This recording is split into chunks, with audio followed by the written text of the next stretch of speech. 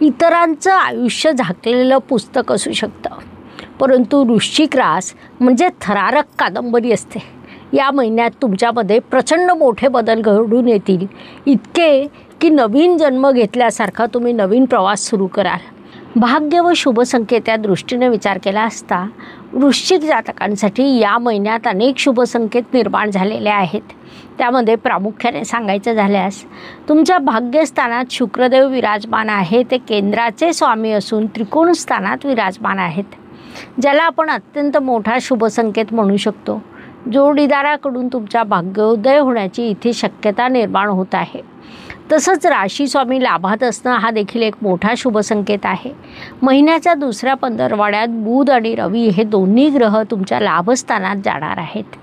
ज्योतिष नियमानुसार लाभस्थानात येणारा प्रत्येक ग्रह लाभ देण्यासाठी बाध्य असतो। त्यानुसार या काळात तुमच्यासाठी लाभाच्या अनेक संधी निर्माण होतील।